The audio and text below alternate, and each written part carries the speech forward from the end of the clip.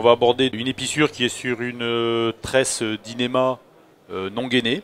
Donc on appelle le Depro chez Lyros. Donc en fait c'est des produits donc, du Dynéma qui est très résistant aussi bien à l'abrasion que au niveau des charges de rupture et tout ça. Donc par exemple un cordage de 5 mm de diamètre résiste à peu près à 2 tonnes. Donc l'idée c'est de jamais faire de nœuds sur ces bouts parce qu'en fait on perdrait jusqu'à 60% de la résistance du cordage en faisant un nœud, alors qu'en faisant une épissure bien réalisée, on arrive à baisser cette perte à une dizaine de pourcents, 10-20% selon les techniques qu'on peut utiliser, quoi. Donc en fait le système est très simple sur ces tresses, c'est-à-dire qu'en fait on va rentrer la partie qu'on a définie donc, par rapport à un diamètre. C'est-à-dire que normalement on doit rentrer, une épissure doit être égale à peu près aux alentours d'entre 50 et 80 fois le diamètre du cordage. Donc un diamètre de 5, on va être à 25 cm, 30 cm environ de rentrée, quoi. Donc en fait on définit donc l'œil qu'on veut faire.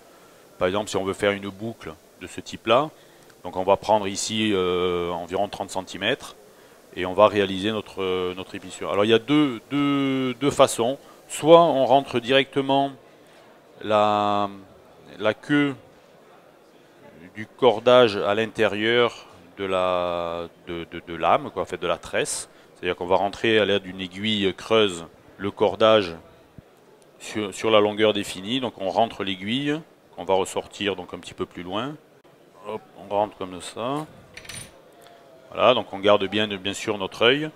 Et en fait toute cette partie ici, pour éviter d'avoir un point qui soit dur avec tout le diamètre qui va passer par exemple de 5 à 7 parce qu'on aura l'autre dedans, on va essayer de le faire progressif. C'est-à-dire qu'en fait on va couper des brins progressivement sur la longueur. Un brin, deux brins. Hop.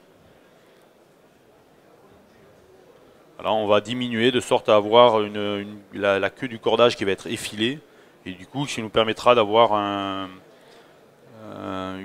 une fin d'épissure un petit peu plus effacée. On n'aura pas ce point dur qui est en fait le point de rupture à cet endroit-là. Donc en fait, on coupe. Le point faible d'une épissure, c'est toujours la fin de l'épissure. Et pour éviter justement que cette faiblesse se retrouve sur un point, on va dégraisser le bout comme une queue de rat pour que progressivement la charge exercée sur le bout progressivement se retrouve sur un bout. Il n'y a pas d'arrêt brutal. Donc vous voyez là, on coupe les fuseaux progressivement pour avoir quelque chose de très... une diminution qui ne soit pas brutale. Donc que les charges se décomposent de façon harmonieuse. Voilà, donc on fait donc la queue maintenant qui est effilée. Du coup, on va reprendre donc la longueur de notre œil. Hop, on va lisser.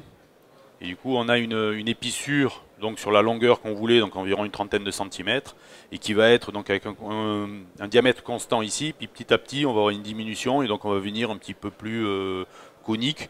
Et disons, on ne sent pas le point de fin d'épissure. Et ça, c'est vraiment important, parce que sinon, le point faible va être ici, là. Et le principe de l'épissure, c'est un système de compression. Donc plus vous tirez, et plus le filet, on va dire, la gaine extérieure, elle va se compresser sur l'âme à l'intérieur. Donc c'est vraiment l'inverse d'un nœud. Un nœud qui est un système où la fibre va être compressée sur elle-même, où vous allez avoir des casses de fibres. Et là, par contre, ce n'est pas du tout le cas. Donc là, le seul truc, c'est qu'il faut qu'on fasse une petite surliure ici, pour éviter que si quelqu'un vient, quand il n'y a pas de tension, et tire dessus, eh ben, elle peut s'enlever. Donc ça c'est le premier critère. Après on a une deuxième sorte d'épissure qu'on appelle l'épissure loquée, c'est-à-dire qu'elle peut éviter éventuellement de faire ce petit point de surliure pour finaliser l'épissure, mais on a une perte un petit peu supérieure au niveau de la résistance globale, c'est-à-dire qu'au lieu d'être à 10-15%, on va plutôt être à 20 ou 25% de perte. Donc on a toujours défini donc, notre longueur qu'on veut rentrer, le début de l'œil, la fin de l'œil, voilà. Donc là, on va ouvrir en fait notre tresse. On va y trouver le milieu. Hop. Voilà. Et en fait, on l'a fait passer Hop, on fait passer toute la tresse à l'intérieur de ce passage-là. Alors la première épissure que vous avez vue, le passage direct, c'est techniquement la meilleure épissure parce que la fibre en fait supporte le moins de contraintes. Par contre, il ne faut pas oublier, comme a dit Albert, de faire une surlure et une surlure piquée, c'est-à-dire il faut passer à travers le bout pour éviter que l'œil ne s'ouvre. Sur cette deuxième solution, comme on va avoir un phénomène croisé, effectivement, vous avez une petite perte de résistance, mais votre boucle va avoir, à la limite, vous n'avez pas besoin de surliure et ça ne va pas s'ouvrir. Donc on a fait au premier point de l'œil, on a donc fait passer la tresse à l'intérieur de la tresse. Là, on refait pareil à la fin de l'œil, donc de l'autre côté de la boucle.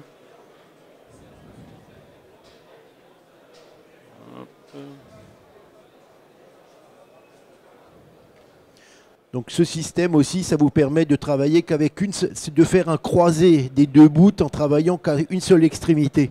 Vous avez aussi la solution de le faire, de travailler d'un côté et de prendre l'autre extrémité, mais bon, parfois on a 100 mètres et on peut pas chercher l'autre extrémité, ça serait très, très laborieux, quoi. Voilà, donc après en fait on fait repasser la boucle à l'intérieur de du premier passage qu'on a fait. On fait passer donc le deuxième. Et on refait la même, on inverse en fait le sens. Et les bras sont croisés, là vous voyez comme les, voilà. Un bloc comme ça. Et en fait là du coup là on est bloqué comme ça. Alors ça c'est pas résistant, ça va être juste un point qui va nous permettre de ne pas faire la surliure. Ouais. Et après par contre on revient à la première phase qu'on a eue tout à l'heure. C'est-à-dire qu'on va faire passer la queue qui est déjà effilée maintenant, et on va la faire passer donc à l'intérieur de la tresse. La résistance de l'épissure ne vient que par le fait d'introduire justement cette longueur qui va pouvoir être comprimée.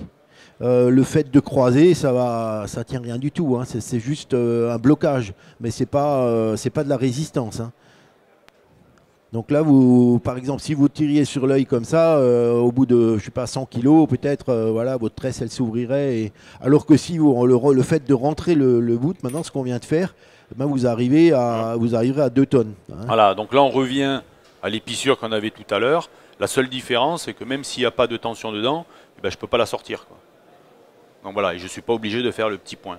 Donc ça, on l'utilise maintenant beaucoup quand on a des petites estropes sur les bateaux.